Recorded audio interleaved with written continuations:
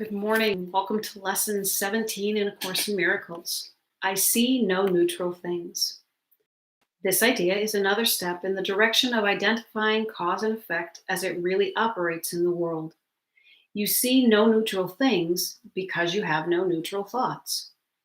It is always the thought that comes first, despite the temptation to believe that it is the other way around. This is not the way the world thinks, but you must learn that it is the way you think. If it were not so, perception would have no cause and would itself be the cause of reality. In view of its highly variable nature, this is hardly likely. In applying today's idea, say to yourself with eyes open, I see no neutral things because I have no neutral thoughts. Then look about you, resting your glance on each thing you note long enough to say, I do not see a neutral chair because my thoughts about chairs are not neutral. For example, you might say, I do not see a neutral wall because my thoughts about walls are not neutral. I do not see a neutral body because my thoughts about bodies are not neutral. As usual, it is essential to make no distinctions between what you believe to be an animate or inanimate object, pleasant or unpleasant. Regardless of what you may believe, you do not see anything that is really alive or really joyous. That is because you are unaware as yet of any thought that is really true, and therefore really happy.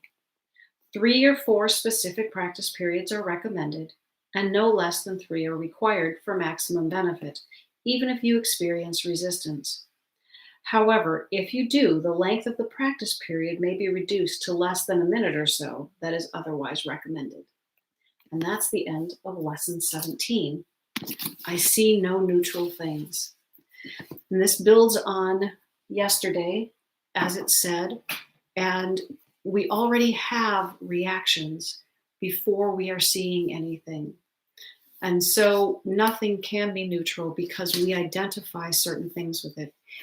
Have you ever considered something like a cookie jar? My grandmother had a cookie jar, and when I would see it, I would think of her, and I would think of love, and I would think of sweetness and the cookies. And so it was all a good experience. But when I would see the door of the doctor's office and I knew I was going to go in, I would associate that with getting medicine or getting a shot or, having an exam. And I didn't like that. And so seeing a medical office would just be a negative reaction from me. Those are the kinds of things that we're talking about as I see no neutral things. We have assigned meaning to all different things, and we have created that with our thoughts. Let's see what Jesus has to say through Tina Spalding. You are blessed beings indeed. I am that one that you know as Jesus. This is one of the great causes of suffering on this planet, this attachment and overlay of meaning you give to every single thing.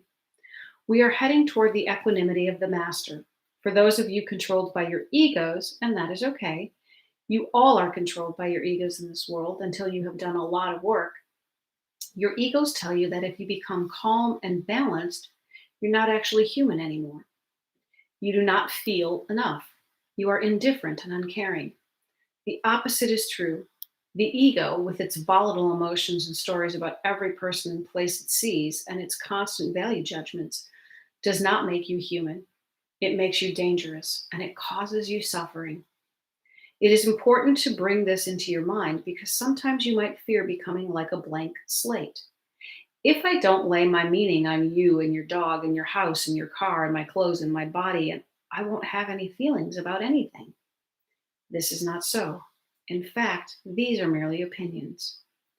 You all have a different opinion based on some value system inserted into your consciousness. What happens as you step back from these meaningless judgments that have no basis is that you begin to really feel. You have access to more feelings, not reactivity or volatility, which are emotions and feelings out of control and driven mostly by fear. You begin to have a calm, rich experience of your present moment rather than living in the past with your guilt, shame, and resentments, or your future of anxiety and confusion about what might happen to you. When you come into that place where you eliminate these erroneous ideas from your mind, you live in a beautiful, endless present. You are present and you are in the moment that you can only create in this present moment. When you regurgitate old stories or future terrors, you contaminate the present moment with what was or a fiction about what will be. You aren't really thinking at all. You aren't really feeling at all. You live in an illusion. So know that this takes you to peace of mind, calmness, and a clarity of perception, and understanding about who and what you are and why you are here. That will be delicious indeed. You do not need to fear it. I am that one that you know as Jesus, and we will see you again tomorrow.